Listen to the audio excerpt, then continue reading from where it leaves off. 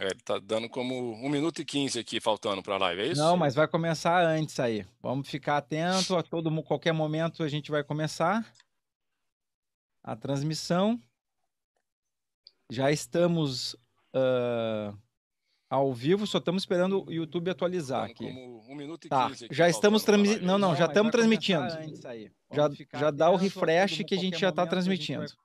Não se esqueçam de tirar o som, né, para não atrapalhar. Já temos 11 pessoas assistindo, já estamos Opa, transmitindo. Então, vamos voltar à nossa... Então, pessoal, vamos começar aqui oficialmente. Prótese de quadril e coronavírus. Olá, meu nome é Davi Guzmão, sou médico ortopedista, membro da Sociedade Brasileira de Quadril, assim como hoje estão juntos comigo aqui Dr. João Lopo, de Minas Gerais, Dr. Inácio Ventura, de Brasília, e Dr. Bruno Rabelo, do Rio de Janeiro. Pessoal, sejam bem-vindos, muito obrigado por participarem aqui dessa live, onde a nossa ideia aqui, que a gente combinou de falar com vocês, é a gente falar dentro do nosso tema, do tema que a gente entende, e ligar isso ao que está acontecendo para que a gente possa dar uma informação para nossos pacientes. A motivação do tema foi graças aí ao Dr. Bruno Rabelo, que fez a sugestão. E, Bruno, conta para a gente aí, para o pessoal, o que começou a acontecer, as perguntas que os pacientes começaram a fazer para ti, que motivou essa nossa reunião aqui. Bom dia a todos, bom dia, irmãos.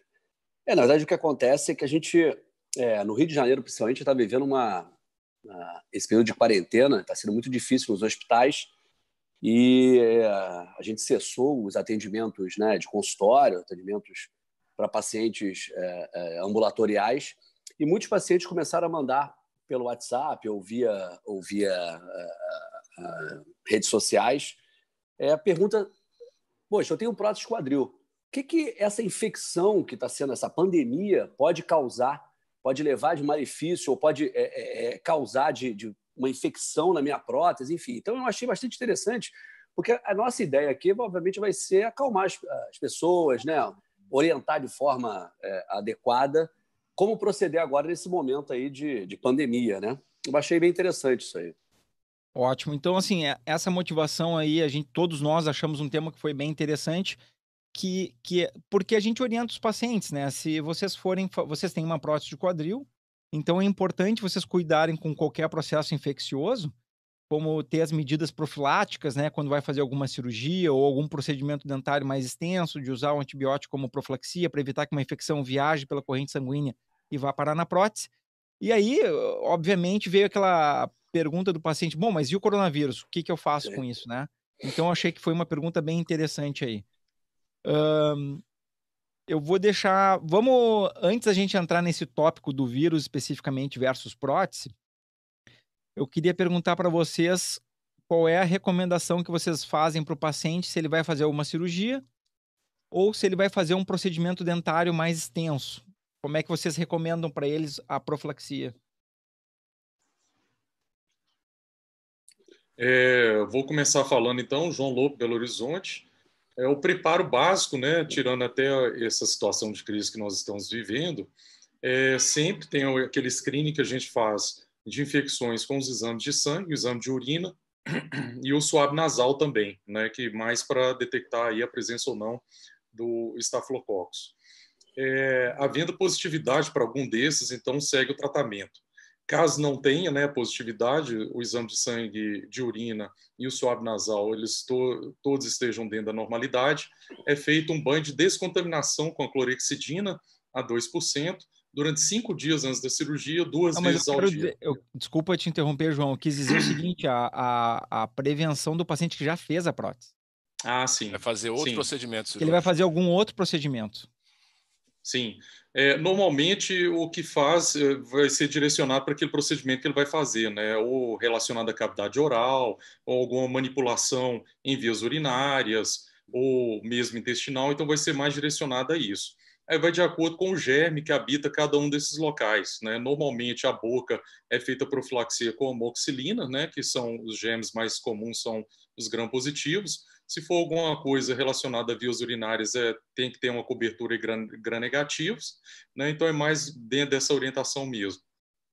Ou seja, eu vou fazer só um resuminho aí. O paciente que tem prótese do quadril, assim como o paciente que tem válvula cardíaca metálica, né, seguem essas profilaxias, que ele precisa uma profilaxia com o uso de um antibiótico antes desse tipo de procedimento cirúrgico ou procedimento dentário que seja mais extenso, aí uma profilaxia adequada, um antibiótico específico para cada área, né, João, como tu comentou. Isso. Uhum. E uma coisa bem importante que sempre observar também é o tempo, né, da profilaxia ao início do procedimento. Em geral, cada antibiótico tem uma vida e um perfil de dispersão aí no corpo que, em geral, aí vai ser em torno de 1 hora antes do procedimento, né?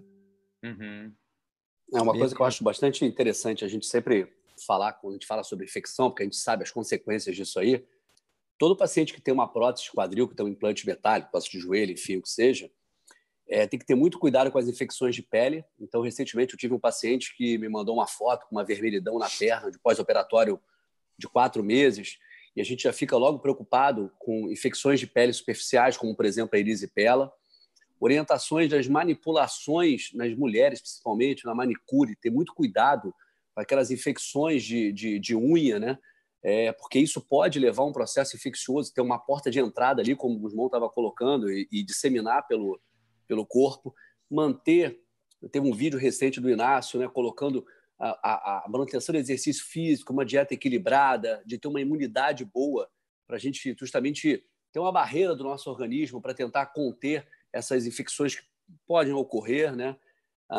E aí, voltando ao que o Gusmão colocou, é muito importante que o paciente entenda a nossa, vamos dizer assim, a nossa preocupação com a prótese, com o processo de infecção, para que, caso ele vá fazer qualquer procedimento, que ele nos avise. E, principalmente, avise ao colega que irá fazer o procedimento, seja um dentista, ou seja um colega cirurgião, uro, enfim, o que seja, da presença da prótese. E que a gente tenha um link, se caso necessário, com esses colegas, para justamente fazer profilaxia. Recentemente, eu tive um paciente que ela ia fazer um procedimento dentário e foi orientada a profilaxia pela colega, excelente. Só que é interessante a gente colocar que a profilaxia ela tem que ser iniciada antes do procedimento. Por isso que é profilaxia antes do procedimento, quando o Gusmão colocou. 1 hora antes. Ele só ia fazer após o procedimento. Entendeu? Sim. Então, a gente tem que estar linkado nisso aí, tem que estar aberto com os nossos pacientes para poder tentar orientar da melhor forma possível, entendeu? Eu acho que isso é uma coisa... Essa informação aqui que a gente está passando é super importante, entendeu? Perfeito. Deixa eu fazer um adendo aí, Gusmão e Bruno. Na verdade, esse é um problema, um cuidado adicional que os pacientes têm que ter em função da cirurgia de quadril ser tão boa quanto ela é. Então, o que acontece é que, na verdade, o paciente muitas vezes esquece que tem prótese. E a gente está falando de um cuidado praticamente eterno. Então, o risco de você ter um implante metálico no corpo e isso ser contaminado, isso pode ocorrer 15, 20 anos depois. Claro, entendam que isso é um risco muito baixo, mas os cuidados têm que ser tomados. Então, o paciente que tem prótese, ele tem que estar orientado de que ele opera, fica tão bem, esquece e acha assim, está tudo resolvido. Está tudo resolvido, realmente, do ponto de vista da artrose. Mas você eternamente vai ter que ter uma vigilância em relação a esses outros procedimentos invasivos. O que eu falo para os pacientes é assim, a gente tem uma mania meio feia, o brasileiro, o latino tem isso, os povos latinos têm isso, de negligenciar, de meio que ir empurrando com a barriga alguns sintomas que a gente sente. E eu deixo claro aos pacientes isso, falo, quem tem prótese não pode ir empurrando com a barriga, aquela ardênciazinha a urinar, aquela dorzinha de dente, haja precocemente. Então, não é brincadeira. Perfeito. Começou a sentir? Perfeito. Procura o profissional, pelo menos para descartar que tem algo infeccioso e deixe sempre muito claro para todo profissional que você for. Eu tenho uma prótese no meu quadril, tá aqui o telefone do meu médico, entre em contato com ele se você quiser saber mais coisas. Porque os pacientes acabam esquecendo de tão bem que eles ficam, né? Olha só que interessante. Perfeito, né? Isso, perfeito. Olha só que interessante, ainda bem que o Inácio falou isso, né, do paciente esquecer, porque o nosso objetivo o nosso nirvana, digamos assim, é atingir o que os ingleses usam o termo que eu gosto bastante, que eles usam o termo forgotten hip, ou seja, o quadril esquecido. Porque antes da cirurgia, o paciente tinha dor todo dia. Aí ele tá sempre lembrando, nossa, meu quadril, nossa, meu quadril. Aí passa a cirurgia, em geral lá, varia de uma pessoa para outra, em alguns meses, ele esquece. Ele esquece que um dia ele teve dor no quadril. Então aquela articulação desaparece das preocupações mentais, ela não vem mais para o consciente, o quadril, como deve ser, né? Não tem que vir para o consciente. Só que, como efeito colateral, às vezes ele esquece de avisar algum outro profissional que ele possui a prótese e pode ser que o outro profissional, em alguns procedimentos que não precisasse uma profilaxia, não faz a profilaxia em função de que não foi falado nada, né? Então é bem importante o paciente dizer isso, a lembrança que vocês fizeram aí, que o Bruno fez, muito importante o paciente dizer, olha, eu tenho um implante metálico que exige uma profilaxia em qualquer procedimento invasivo. Né? Como o Bruno falou, pele íntegra não entra a bactéria, né? A pele íntegra, se ela está íntegra, não vai entrar bactéria. Fala aí, Bruno. Não, e outra coisa também, que a gente no consultório, a gente acho que nem tanto, né? Nós como grupo, mas quando a gente fala de prótese de quadril, o paciente chega com tanta dor, tanta limitação, que a gente fala sempre dos benefícios da prótese. E a gente, poucas vezes, a gente entra no detalhe de complicações. E a infecção é uma complicação muito complexa, preocupante para a gente. Eu acho que cada um de nós tem vídeos sobre infecção, quer dizer, a gente costuma falar para o paciente, enfim. Então, eu acho que nas nossas consultas, a gente, às vezes, entre aspas, dá até um pouco mais de medo com relação à infecção e acaba orientando o paciente mais com relação a essa profilaxia, com esses cuidados. Eu acho que isso é super interessante, né? Porque o paciente tem que entender isso aí. Teu comentário foi ótimo. Eu aproveito o teu comentário para perguntar a todos, tá? Começando pelo João, depois o Inácio e depois tu mesmo, Bruno, a seguinte pergunta: qual é a complicação mais temida na opinião de vocês? Não vamos entrar na complicação maior, que é muito rara, felizmente, que seria óbito na cirurgia, extremamente rara. Não vamos entrar nessa complicação, mas assim, fora essa, qual seria a complicação em prótese quadril que vocês mais temem? João, Inácio e depois o Bruno. A infecção mais temível realmente é a infecção, né? Ela, pelos efeitos dela e as consequências, né? E mesmo em relação ao tratamento, né, que deve ser seguido após a prótese. Eu falo com os pacientes que a prótese, ela quando ela tem um sucesso, é como aquela fase de lua de mel do casamento. É tudo perfeito, tudo maravilhoso. Mas quando há algum problema, e esse problema aí mais direcionado para a infecção, vira realmente um caos, né? Então, esse seria o mais temerável. Perfeito. Inácio? Sem a menor dúvida, a infecção. A infecção, é bom que os pacientes entendam, assim, é uma complicação muito rara, e quanto mais os cuidados forem tomados, e todos nós aqui do grupo conversamos muito sobre isso e temos protocolos muito semelhantes, a gente tem que ser aficionado doentiamente por profilaxia, prevenção. Então, quanto mais medidas preventivas nós tomarmos, menor esse risco ainda. Então, a gente está falando de algo que a literatura coloca em torno de 0,5%, 0,5%, ou seja, a cada 200 pacientes, um teria. Então, se a gente adicionar muitas medidas e derrubar isso para 0,2%, 0,3%, é sempre vantajoso. Não é uma questão puramente estatística, a gente não pode tratar a infecção como número. Uma pessoa que tenha é uma tragédia. Mas é uma tragédia e é a pior complicação, eu diria, muito pelo desgaste emocional que gera no paciente, na família e na equipe médica inteira. Todo mundo sofre durante um período longo. Então, não tem a menor dúvida que a infecção é a complicação mais temida, assim, de uma prótese de quadril ou de joelho.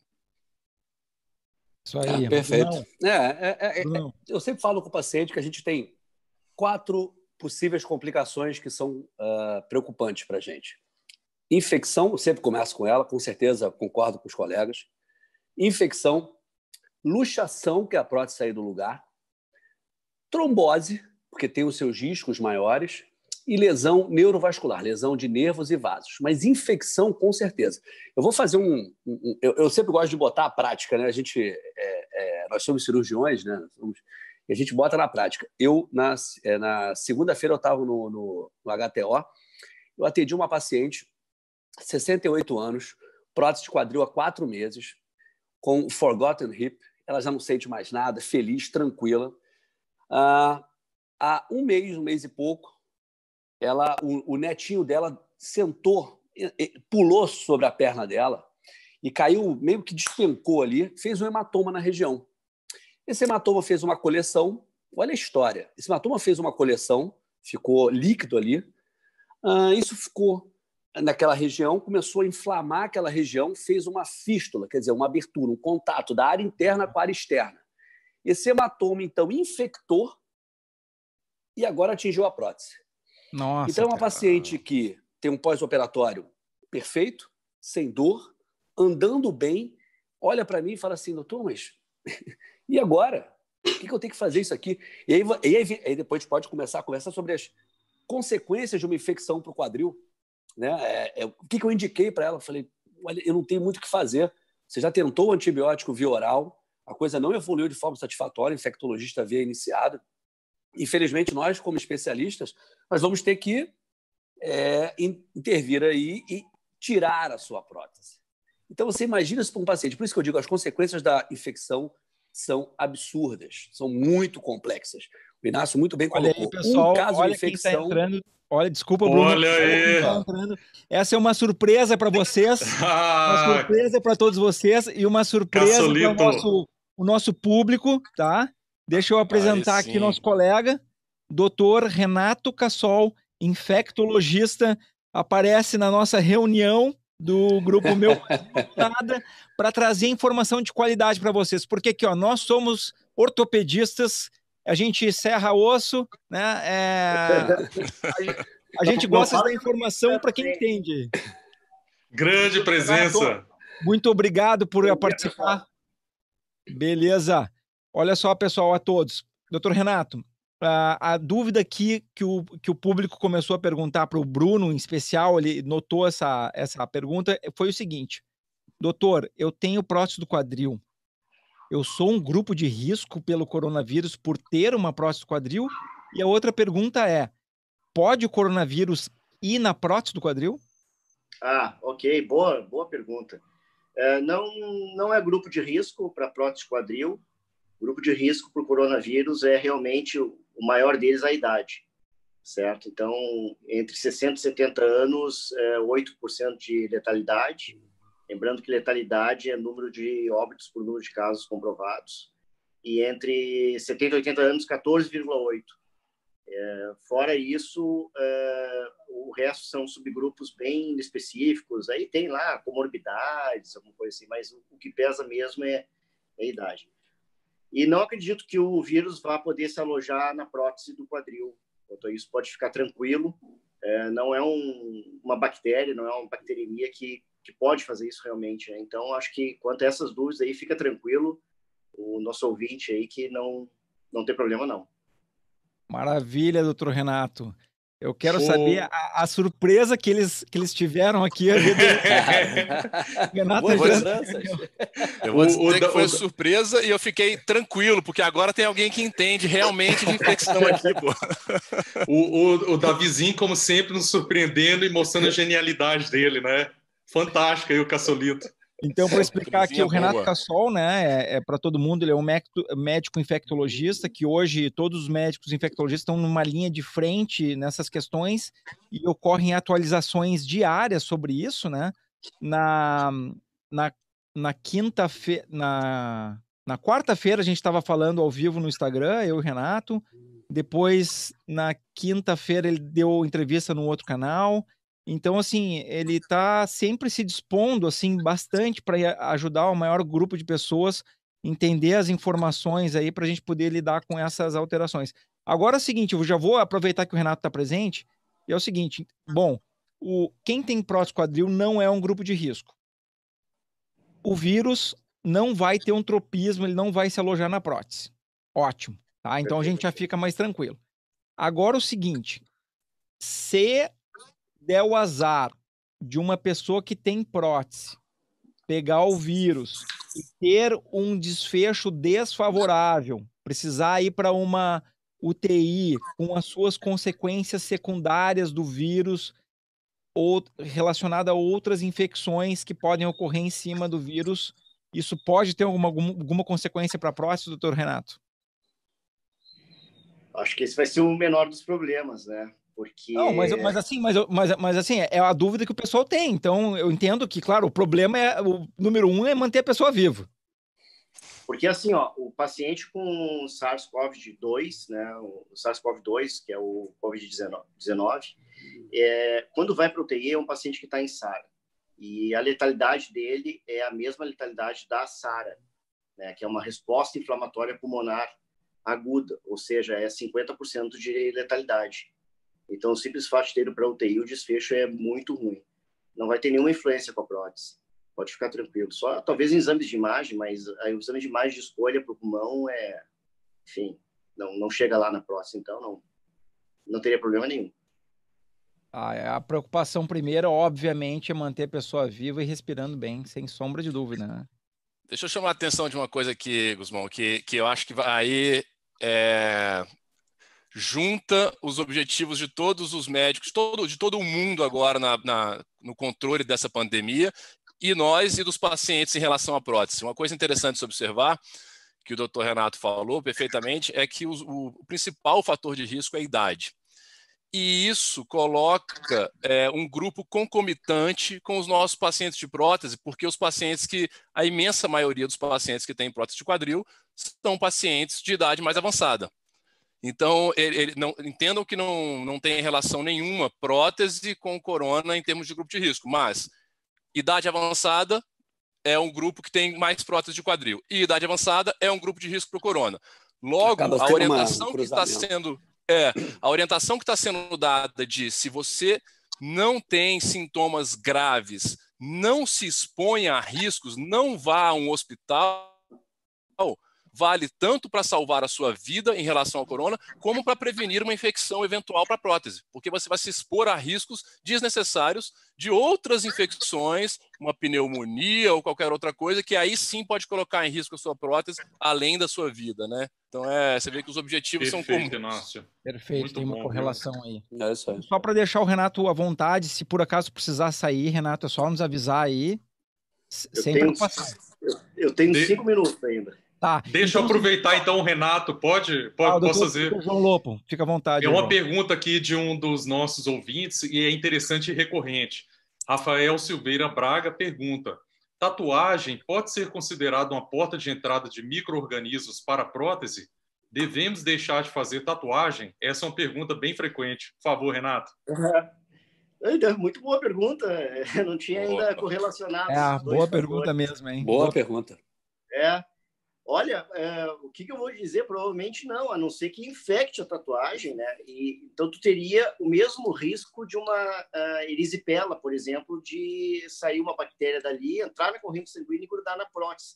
Mas uma tatuagem que não infecte, né, que não tenha uma infecção secundária, ou seja, com todo o padrão de higiene que deve ter e que se deve ser feita uma tatuagem, não teria problema nenhum, não. Agora, se ela infectar, é o mesmo risco de ter uma erisipela e essa bacteremia, ou seja, essa bactéria na corrente sanguínea se alojar na prótese. Mas nunca tinha pensado nisso. Também nunca tinha ouvido a pergunta.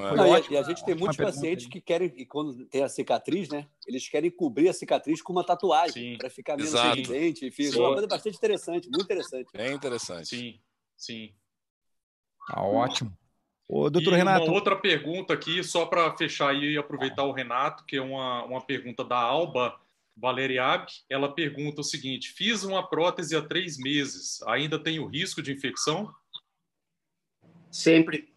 Só que diminui muito, né? Diminui muito. O risco, ele vai diminuindo. Ele nunca toca zero, mas ele vai diminuindo cada vez mais. Cada vez mais. Eu acho que pelos novos critérios até de infecção hospitalar, são 3 meses, né? Perfeito. Para relacionar aos cuidados da saúde. Mudou os critérios? Até 2 anos atrás, para a prótese de quadril era 1 ano. Agora são 3 meses. Depois tu não relaciona mais assistência à saúde. Legal. É uma coisa que, assim, eu não sei a opinião dos colegas, aí o Davi que eu acho que vai me responder melhor.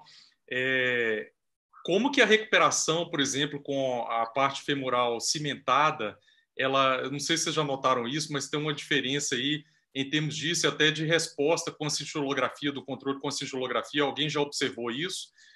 Digo que, a princípio, a cimentada daria uma estabilidade imediata maior, e a captação da cintilografia pós-cirúrgica, ela também dá uma negativação mais precoce. Vocês já observaram isso? Sim, sim. A prótese não cimentada, que acho que a gente, na verdade, eu e Inácio, a gente faz mais, né?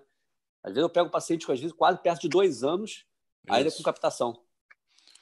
Os trabalhos mostram que você pode, em prótese não cimentada, tanto ter captação até esse período de 2 anos, quanto muitas vezes, apesar de não ser recomendado, mas às vezes fez por outra razão, uma ressonância magnética, você ainda pode encontrar uma linha ao redor do componente, o que não significa soltura ou não integração do componente, mas para algum desavisado pode suscitar uma dúvida de um eventual problema. João, já que você colocou isso, é muito importante a gente colocar que muitas vezes a gente chega no consultório e o paciente ele vem com ressonância, vem com tomografia e vem com uma cintilografia. A cintilografia é um exame com alta sensibilidade, mas com pouca especificidade. Então a gente tem que ter muito critério para entender a cintilografia, porque senão vem assim, por exemplo, no caso de uma prótese não cimentada, e o paciente não tem tanta queixa, mas ele fez a cintilografia por outro motivo, aparece lá, possível sinal de soltura ao redor do implante femoral, pelo amor de Deus. O paciente já fica... E a gente tem que ter muito cuidado com a cintilografia. É um exame que eu acho que tem que ser bastante criterioso na indicação, entendeu? Não tem por que fazer em qualquer hora esse exame. Isso, perfeito. A gente vê muito... Tem radiação, né? Muito paciente... Com radiação, né? Muito paciente fazendo cintilografia. Se estende essa cintilografia também para infecção óssea. Ela engana, assim, principalmente pós-procedimento. E ainda aquilo que tu falaste da ressonância, a ressonância não é um bom exame para acompanhar tratamento de infecção óssea. Ela fica alterada tardiamente. Sim. Perfeito. Sim. Eu acho isso muito importante, né? A análise de todo o critério, por isso que existe o médico, o cirurgião, e é necessário fazer o acompanhamento do paciente, mas é do conjunto, né? Então, eu não, assim, todos nós, né? Termina que nós recebemos pacientes até que foram operados em outros serviços, por outros médicos, e chegam com uma pancada de exame desesperados, né? Então, acho que é muito importante aí, como mensagem final em relação a esses exames, e a análise, né, de todo o contexto clínico, né? Sim, são exames necessários muitas vezes, a maioria. Deixa eu aproveitar que o Dr. Renato vai ter que sair, talvez tenha que sair, né? Obviamente, o que tu puder ficar ótimo. Tu gostaria de nos passar alguma mensagem sobre o coronavírus aí, para que passe para todas as pessoas que assistem? Alguma mensagem especial? A mensagem que vão ser dias difíceis. As próximas 2 semanas a epidemia vai subir muito no Brasil e eu acredito que a coisa vai normalizar lá por agosto, infelizmente. Vão ser tempos de bastante dificuldade no sistema de saúde brasileiro, tanto público quanto privado. Eu acredito que o impacto e a lotação vai ser bem expressiva e que vão ser tempos difíceis. Quem puder ajudar, que ajude. Aí o Dr. Renato está na linha de frente aí, em grandes hospitais. O João Lopo também, que trabalha na Polícia Militar, também está na linha de frente aí, né, João? Estava contando que está complicado mesmo, é uma sensação de medo grande, de um sentimento, às vezes, até de impotência em relação a alguns pacientes, né, João? Sim, sim. Os critérios suspeitos, eu não sei o resto do Brasil, aqui no Rio Grande do Sul mudou ontem. Então, hoje, todo mundo que tem uma infecção respiratória é suspeito de coronavírus. Sim. É muita gente. E o nosso inverno está entrando, né? Assim, o que eu acho que o mais importante agora é o que está sendo aí divulgado na mídia, né? Que é a pessoa que desenvolveu o sintoma, ela manter uma tranquilidade, manter o isolamento, ela cercar os seus familiares, aguardar, não desesperar e ir ao hospital de imediato, porque o hospital ele está realmente meio que restrito aos casos mais graves, né?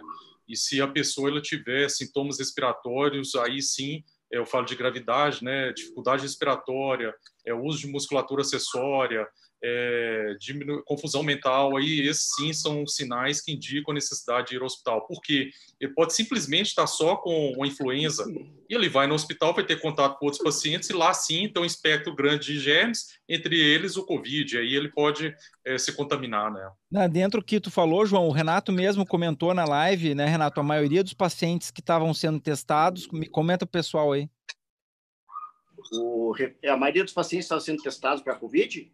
Não, que tu comentou que a maioria estava dando H1N1. É que a gente tem o teste no hospital em 2 horas a gente testa todos os influenza, praticamente. E a maioria está pegando influenza. Até agora, né? Agora... Pois é, não, até agora. Mas então, assim, isso é importante, o paciente que está com sintoma gripal não ir no hospital. Porque se ele for no hospital, ele pode pegar o Covid, né? Vá para o hospital se tiver falta de ar. Mensagem perfeita. Esse é o gatilho. Perfeito. Falta de ar. Sim. Falta de ar. Pessoal, grande abraço a todos aí. Muito obrigado, doutor Renato. Grande abraço, Caçolito. Valeu, Renato. Satisfação, irmão. Prenda o grito aí. Tá joia. Muito obrigado, Caçolito. Abraço. Tchau. Valeu. Poxa, que bacana, hein, prof? Você olha a surpresa que eu trago pra vocês, hein? Olha só. Caramba. Luxo. Muito live bom. De luxo. Convidado especial e tudo. Do nada entra um dos maiores especialistas aí, coordenando toda a região sul, tá? Para nos dar informação real para nós mesmos e para todo mundo que está assistindo aí. É isso aí. Sim, muito bom. Muito Perfeito. bom. Só para avisar para todo mundo que está assistindo que depois da gente terminar essa discussão específica sobre isso, tá? Que a gente está chegando perto do fim, e a gente vai olhar as perguntas e, em forma de agradecimento nosso pelas pessoas estarem assistindo, a gente vai responder as perguntas sobre qualquer tópico que envolva quadril, mesmo que não seja especificamente sobre prótese, infecção, a gente vai responder sobre todos, claro, obviamente, né? A gente não consegue individualizar o caso da pessoa, a gente responde de uma forma geral, né, sobre o assunto. Então vamos ver se a gente tem mais alguma coisa para falar sobre a questão de prótese e o coronavírus, ou de prótese e infecção secundária? Eu tenho uma ponta para comentar aqui, Guzmão. Até na linha disso aí que foi falado e que a gente está reforçando muito de não ir desnecessariamente para o serviço hospitalar por qualquer razão. Então eu comentei isso no vídeo que eu postei essa semana lá no canal. E isso sim, muitos pacientes meus têm acontecido isso. O que é? A gente comenta muito aqui da rotina de acompanhamento pós-operatório que cada um tem. E nós, acho que é muito semelhante à nossa, a gente vê o paciente na 2ª semana, na 6ª semana, no 3º mês, na 12ª e depois mais espaçado. E alguns pacientes que estavam em pós-operatório, estão em pós-operatório, para acompanhamento radiográfico na 6ª semana, na 8ª, na 10ª, 12ª, ou seja, um pós-operatório precoce ainda, mas que já tem uns 2 meses de operado, que estão, assim, cogitando, vamos dizer, e me perguntando se devem ir fazer as suas radiografias de acompanhamento. E são pacientes idosos, muitas vezes, neste momento. Boa. Eu tenho repetido, eu acho que eu peço até desculpa para alguns pacientes meus e alguns acompanhantes, que eu tenho sido muito enfático nas mensagens que eu tenho falado para eles, que eu falo, gente, prioridade. Esse momento é um momento de uma coisa muito séria. A gente está falando de uma pandemia que coloca risco de morte para você. Não é hora de se preocupar com um acompanhamento regular, de uma radiografia regular. Não vai se meter um paciente de 70, 80 anos ou até mais novo numa clínica ou no hospital que está atendendo potenciais pacientes infectados para fazer um raio-x de controle. Se não aconteceu nada muito esdrúxulo com você agora, a hora agora é de preservar a vida. Tá? Depois a gente acompanha a prótese, a gente vai ter a vida inteira para fazer radiografia se você quiser. Mas agora é coisa de botar assim, prioridades. Não é para se expor a risco desnecessariamente. Não só não fazer o exame, ou para quem já fez o exame, não vem à consulta. Sim, exato. Sim. Não vem à consulta. Ou se a pessoa está preocupada, manda o raio-x para o médico, manda lá para a gente olha o raio-x, tranquiliza a pessoa, não venham à consulta quem está nesse grupo de risco. E outra, numa revisão simples, assim como o Inácio falou, eu acho que nenhum paciente tem que vir à consulta. Manda só o exame. Não, não sei se vocês concordam aí. Nenhum. Exato. Não aconteceu nada, não tem por que vir. Nós temos vários pacientes que nós operamos que são de outros estados, de outras cidades. E a gente normalmente muita gente faz isso. O paciente faz acompanha. exame, não é isso? A gente acompanha. O paciente está bem, caminhando bem, não estou sentindo nada, manda para a gente por mensagem, a gente vê a radiografia por distância. Olha, estou vendo a radiografia, está ótima, segue sua vida, feliz. Isso aí, então vamos manter isso aí, eu acho que é isso aí. E até outra coisa, em relação, um detalhe que eu falo para os pacientes, gente, cuidado com o acompanhamento radiográfico agora também, porque todo paciente que tem alguma infecção de vias aéreas, ele vai fazer ali no mínimo um raio-x de pulmão, um raio-x de 6 da face, e aí você entra naquele ambiente ali que é na sala de raio-x e vai fazer um raio-x para acompanhar ali uma prótese, algum problema ortopédico. Calma, dá para se esperar, não precisa fazer isso agora. Ficar em casa. Maravilha. Em casa. Então, pessoal, quem sabe a gente começa a entrar nas perguntas, o que vocês acham? Perfeito. Sim, e eu tive uma ideia aqui que, se vocês me permitirem, no final eu gostaria de sugerir para a próxima live, mas a gente pode ir para as perguntas antes. Não, mas anota para não esquecer, tá? Tá, beleza. O João estava olhando as perguntas aí e eu vi que recebemos um superchat aqui. Eu acho que é o primeiro superchat que a gente recebe, né? Sinal dos tempos. Então eu acho que a gente tem que dar prioridade aí para o superchat. Mandou a pergunta aí, João. Tu viu aí o que ele está perguntando? Olha aqui, ó. Eu achei aqui, ó. Sim. O Darlan Fantin tá dizendo o seguinte: fiz a cirurgia para impacto femoroacetabular, pelo que eu entendi aqui, e após 2 meses ainda sinto dores no adutor, irradiando para o joelho. É normal? É a mesma dor que sentia antes da cirurgia.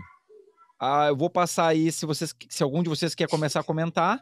Eu acho que todo mundo sabe o que está acontecendo aqui. Alguém quer comentar? Não. Senão eu comento.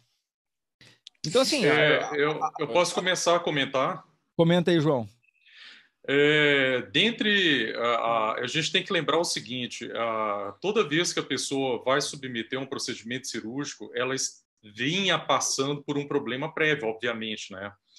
E naqueles problemas mais relacionados ao quadril, um grupo muscular que é o mais afetado é dos adutores. E também é um grupo que tem uma maior fraqueza, né, que a gente sabe, dentro da musculatura em torno do quadril. Depois que você faz o tratamento cirúrgico, todo aquele processo de cicatrização profunda ali da área da cirurgia, ele vai se ocorrer 2 meses, é um período relativamente curto para você ter uma cicatrização completa. Até a parte da fixação do labro, depois que é feita a sutura, é esperado em torno de 3 meses. Né? Então, eu te diria, Darlan, para ficar tranquilo, segue com a parte da reabilitação, continua com as medidas fisioterápicas. Se já tiver ok por parte do seu cirurgião, te orientaria a iniciar a fase de fortalecimento, manter a crioterapia, que eu acho que é a aplicação de gelo, que é uma medida muito importante, e ficar tranquilo, acho que seria isso. É uma coisa assim, até muitas vezes o pessoal faz o paralelo com a artroscopia de joelho, que é a cirurgia artroscópica mais comum de toda a ortopedia, né? E a artroscopia do joelho, o cara faz a cirurgia e em 1 semana tá novo, né? Exato. São muito mais rápido. Então, assim, a artroscopia de quadril é uma cirurgia que o que a gente faz lá dentro é diferente. O envelope muscular ao redor da articulação do quadril é muito mais volumoso e a recuperação é mais arrastada. A recuperação da vídeo de quadril, ela tem que ser comparada com a recuperação do ligamento cruzado e não com a artroscopia, né? Não sei se vocês concordam.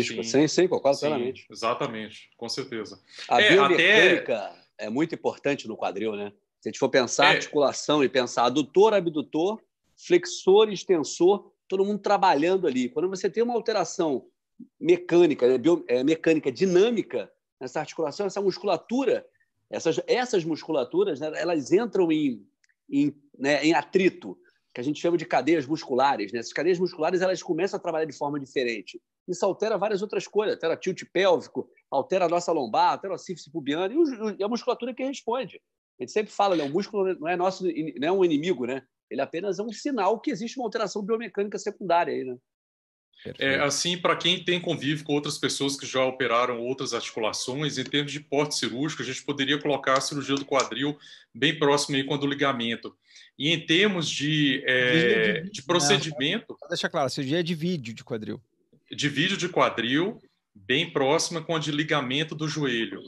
E em termos de anatomia e de violação daquele envelope de partes moles, se aproxima muito com a de ombro. Né? Por quê? Porque tem que ultrapassar grupos musculares ali com material e tudo. E a recuperação, quem sabe aí da cirurgia de ombro, é uma recuperação que ela leva mais tempo. Ela não é tão rápida quanto simplesmente a de um joelho para tratar um menisco, né? A do joelho, quando é necessário fazer uma reconstrução de ligamentos, você tem que tirar enxerto, você tem uma agressão cirúrgica maior e vai levar um tempo de cicatrização maior também, né? Eu vou dizer que em tempos de parâmetros temporais, vamos dizer assim, de tempo, até a comparação é feliz, assim. É um pouquinho mais lento do que uma artroscopia para menisco, mas é bem mais rápido do que uma de ligamento. Eu diria isso, é melhor, tá? Eu opero o quadril, opero o joelho. A recuperação de uma videoartroscopia de quadril, de modo geral, é muito mais indolor, mais rápida e com a recuperação funcional muito mais precoce do que uma reconstrução de ligamento cruzado anterior. Não, eu comecei fazendo ombro. Eu iniciei fazendo ombro, né? Inácio, a gente fez residência junto. Eu vou te falar que manguito rotador, eu acho que eu desisti do ombro por causa disso. Sim. Manguito rotador, então é absurdo. Entendeu? Então eu comecei fazendo ombro. Eu acho que eu desisti do ombro por causa do manguito, porque, pelo amor de Deus, 6 meses de pós-operatório, tu chegava lá, o paciente ainda com dor. Então, eu concordo plenamente com o que o Inácio colocou. É melhor do que a de ligamento e infinitamente melhor que o ombro. A parte... Sim, infinitamente. A parte anatômica... O pessoal do ombro vai começar a xingar o Bruno aí. Mas é verdade, né? É verdade. É verdade. Se você pegar a média de recuperação nos trabalhos, é isso. É verdade. Eu sou membro da Sociedade Brasileira de Ombro e Cotovelo. Eu tenho tudo isso. Eu desisti. A prótese de ombro, a mesma coisa, comparar a prótese de ombro, a prótese de quadril, pelo amor de Deus. Não tem comparação. Não tem comparação. Vamos ver as perguntas, vamos ver mais perguntas aqui, pessoal. Olha que legal, eu gostei dessa pergunta aqui, ó. Eliana Cristina. Estou com dor na região inguinal. Não deu hérnia. Supõe-se que ela fez um exame de ultrassonografia que não viu hérnia inguinal. Sim. O que pode ser? Olha, eu digo assim, Eliana, tu tá olhando o canal certo, tá? Exatamente. Dor na região inguinal. Foi descartado hérnia. A outra hipótese diagnóstica é problemas no quadril e no caso da mulher pode ter algum problema ginecológico também que pode estar envolvido, né? Existem vários diagnósticos diferenciais, mas parabéns pela pergunta, porque um grande diagnóstico diferencial é hérnia inguinal. Aí minha pergunta é para vocês. Quantos pacientes chegam em vocês com dor no quadril? Vocês pegam o raio-x e olham os grampinhos ali de hérnia, que ele já operou uma hérnia prévia e não resolveu a dor. Sim, muito frequente. Muita coisa. Muito frequente. Aí, só para falar para Eliana, isso daí, a sinal da dor no quadril, Eliana, ela é um sinal clínico que chama sinal Dossé, que é você pegando a sua mão assim, colocando em torno do quadril, que mostra exatamente ali a regiãozinha da dor. Depois você faz o teste em você, vê se não é essa região e nos conta. Posso fazer eu recentemente atendi uma paciente lá no consultório de São Paulo, e ela veio com todos os exames para operar o quadril. Veio assim, com pré-operatório, com ressonância, enfim. Ela tinha mesmo uma alteração labral lá. Só que o exame clínico do quadril, e aí colocando o que o João colocou, eu examinei o quadril, não tinha dor. Não tinha sinal de dizer, não tinha nada. E aí, muito interessante, eu comecei a colocar para ela as outras possibilidades de dor na região inguinal, ainda mais uma paciente jovem, de 29 anos, tá? E depois de 15 dias ela me mandou uma mensagem, eu orientei ela a procurar uma colega ginecologista lá, síndrome do ovário policístico. Olha Bacana. só. Era o diagnóstico da paciente. Olha só. A paciente com dor inguinal, ela tinha líquido na região anexal e foi orientada uma artroscopia de quadril. Eu orientei ela para gineco, síndrome do ovário policístico. Essa paciente hoje não sente mais dor. Olha então, só. Parabéns, Bruno. Muito importante a avaliação dos especialistas. É multidisciplinar. Entendeu? A gente tem que ter muito bom senso nisso aí. E outra coisa, né? Outra coisa que eu também falo, olha, não custa ouvir uma segunda opinião, tá? Sim. Olha, se tem algum problema que está na dúvida, se é um caso que não é muito típico, vale a pena ouvir uma segunda opinião para saber se a gente discute isso entre a gente, né? Exatamente. Quantas vezes a gente discute entre a gente? Como grupo, a gente faz assim, isso. Importante ter humildade, tá? 2 cabeças pensam melhor que uma. Às vezes... 4, então? Imagina 4. 4? Pô, a gente tá toda hora discutindo casos difíceis, né? Às vezes a gente vê uma imagem, olha, essa imagem tá estranha, o que vocês acham? Pô, isso todo mundo ganha. o cirurgião ganha, o paciente ganha, a sociedade ganha como um todo se a gente discute os casos que são mais difíceis. Isso é muito importante. Sim, Parabéns, perfeito. Bruno. Muito bom, bonito. Vamos para as perguntas aqui. Vamos lá que o pessoal, temos 78 pessoas que estão nos acompanhando ao vivo no YouTube. Legal. Vários colegas dando parabéns pela iniciativa. Tá? Legal, isso vários é muito colegas importante. cirurgiões aqui assistindo. Muito legal isso. A ideia era isso aqui, é isso, é informação, desse diagnóstico que você Informação falou de aí, Bruno, cada vez está mais frequente o diagnóstico de endometriose também. Endometriose está tendo um crescimento muito grande. Lembrado. É verdade. E confunde também um bocado, porque a endometriose, o foco da endometriose, ele pode ficar em qualquer lugar da pelve. Então, você tem lombalgia por endometriose, você tem dor inguinal, você tem dor no flanco. Endometriose é um diagnóstico que tem que estar sempre na cabeça. Aí muito bem lembrado, muito bem lembrado. Olha aí, olha aí. Esse vai ser o nosso um outro tema. Já estou anotando as ideias de tema, esse vai ser um, tá? Vai anotando aí, João. Diagnósticos diferenciais de dor no quadril. Opa! E olha, talvez seja interessante a gente chamar algum colega especialista, né? Ou algum outro colega de outra área, né? Sim. Talvez assim entrar de repente um cirurgião geral especialista em hérnia, pode conversar com a gente algum uro, uma gineco, né? Até vale porque muito. Eu acho que a gente ajuda muito eles, né? Sim. Ensinando as manobras que tem que fazer no quadril para saber se a dor pode ser do quadril ou não. E às vezes a gente fica com dúvida e a gente lança mão de testes terapêuticos também. Gusmão, ainda te digo uma outra... Na verdade, seria uma subespecialidade dentro da nossa, da ortopedia, cirurgião de coluna. A relação coluna e quadril, olha só, uma outra possibilidade aí. Perfeito. Acho que vale a pena, hein? Isso dá desdobramento em vários tópicos. Até a gente pode convidar um colega meu aqui que tem feito a parceria com relação ao tratamento da hérnia do esporte. Já tem alguns casos aí, ela é um cirurgião geral, então a gente pode, é um tema aí que a gente pode chamar. Perfeito. A dor espinopélvica também, né? A gente pode fazer um tópico sobre isso com um colega da coluna. Legal. Depois do que eu falei, só não pode chamar cirurgião de ombro, né? Vou ficar chateado comigo. Saulinho. Pode chamar o Saulo. Saulo tem humildade. O Saulinho, boa. Um grande abraço pro doutor Saulo aí. O Saulo, a gente coloca o Saulo. E o Saulo, no fundo, ele faz. Eu brinco com ele que ele só faz. Ele não faz ombro, ele faz o quadril escapular. Ele faz. Olha aqui, ó, pessoal. Recebemos aqui mais um superchat da Evelyn Stray. Bom dia. Sobre a cirurgia do impacto femoroacetabular. Após a cirurgia, sinto estalos fortes no quadril e ao erguer e abaixar a perna também dor no adutor. A Evelyn não comenta quanto tempo da cirurgia, mas isso aí é uma coisa também interessante a gente comentar com os pacientes, né? Que sentir estalos logo depois da cirurgia é uma coisa comum, né? Sentir estalidos no quadril, às vezes faz um barulhinho, porque está em processo de cicatrização ainda. E dor no adutor, como o outro paciente também tinha comentado, né? Se vocês quiserem comentar alguma coisa sobre isso aí, acho que é uma coisa bem normal.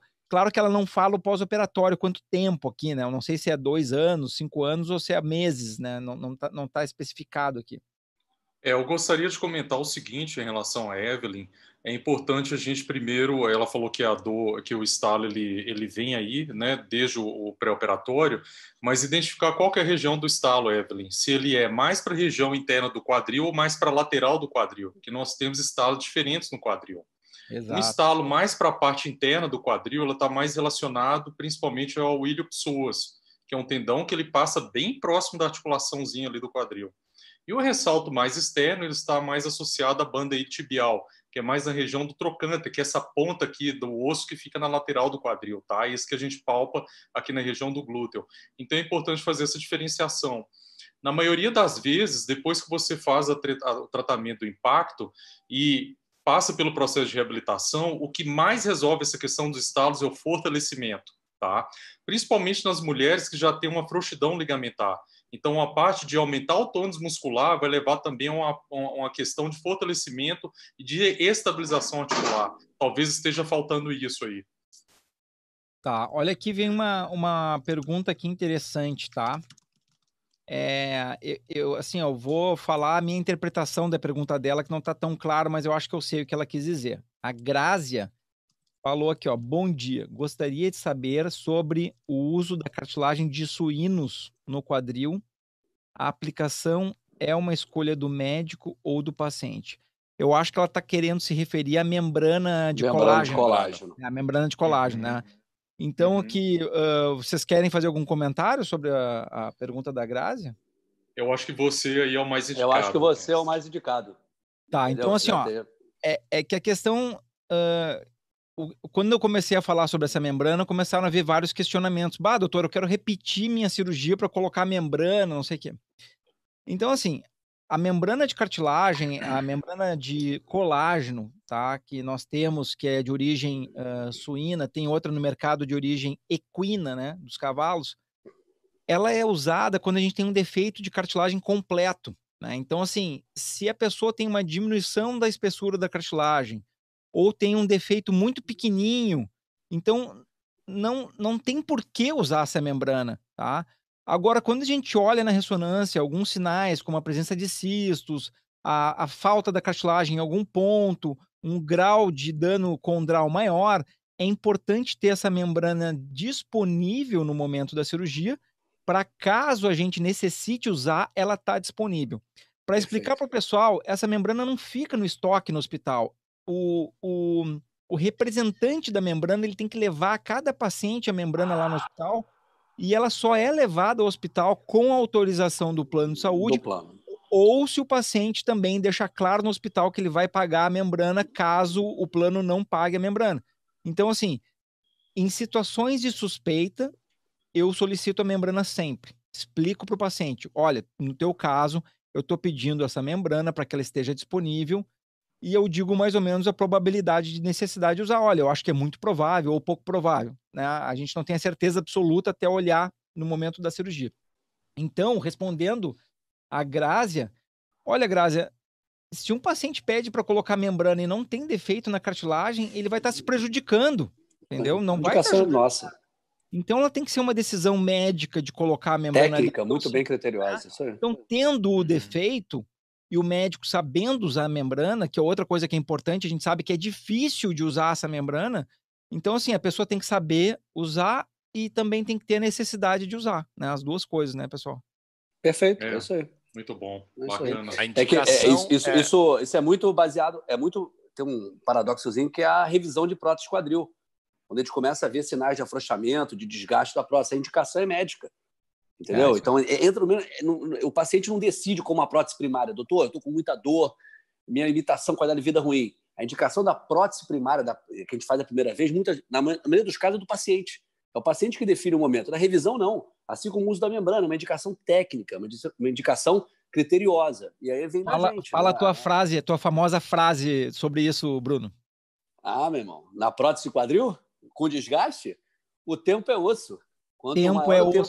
Quanto mais tempo a gente demora para fazer uma revisão, e às vezes o paciente não aceita aquilo, mais osso a gente perde, a cirurgia se torna mais complexa. E agora, nesse caso da artroscopia, quando a gente tem uma indicação de colocar uma membrana e o plano de saúde não libera, o tempo é cartilagem. Tempo é cartilagem. É cartilagem. 2020, Bruno Rabelo, tempo é cartilagem, isso aí. Muito bacana, hein, bonito. Eu acho que a questão aí no comentário dela, na pergunta dela, que vale complementar, é que assim, a indicação é estritamente técnica, porém, com a concordância do paciente pela questão de custo. Como a gente está falando de algo que tem um custo envolvido, que muitas vezes o paciente vai ter que arcar com isso, porque muitos planos não estão pagando por isso, a indicação é técnica. O paciente tem que ter sido esclarecido previamente de que ele tem essa possibilidade de uso, e se ele concordar, vai ser usada. Perfeito. É isso aí. Bom, pessoal, acho que estamos chegando no final, né? Até para todos voltarem aí. Eu acho que a gente já podia, como o João já tem dois a lista. A lista. Já estou com 3 agora. Eu acho que a gente podia definir aí, deixar para as pessoas que estão, né, nos assistindo, as possibilidades do João, e a gente já definiu o nosso tema para a próxima. Dia. Legal. Olha só, legal. Sugestão. Posso então largar a sugestão? Solta, Joãozinho. Reabilitando de uma cirurgia do quadril durante períodos de isolamento. Opa! Aí, João. Boa. Quarentena. Mandou bem. Aproveitando a quarentena. E aí o mestre, eu tenho certeza que ele já vai aprontar uma nova surpresa aí pra gente. Eu já tava pensando na hora. Eu já vou ligar. Vamos lá, então, fechar nesse tema? Vamos fechar, bem legal. Muito atual, legal. Bom, eu vou fazer o seguinte, eu vou tentar ver qual é o dia que vocês acham que seria interessante. Amanhã? Pode marcar depois. Amanhã? Pode ser amanhã, tranquilo. Todo mundo pode amanhã? Posso. Amanhã de manhã? Sim. Sim. É até melhor, porque segunda eu estou trabalhando, então... segunda eu vou estar na HTO também. Tem uns pacientes lá pra gente ajudar lá. Tá. Uhum. Então vamos tentar fazer para amanhã, a gente define entre a gente o horário, o pessoal fica ligado que a gente manda sempre sempre não. Perdão. Hoje eu não mandei nada, a gente entrou... A partir de agora. Eu vou tentar, no momento que nós definirmos o horário, eu vou disparar lá para o YouTube o horário da reunião e também disparar no Instagram para vocês compartilharem aí para o público de todo mundo aí. Perfeito, e eu acho que talvez a gente tenha que fazer o canal, reativar todas as mídias do meu quadril, né? Opa! Que notícia boa, hein? Apoio total. Agora sim. E aí também aí a gente tem um local que...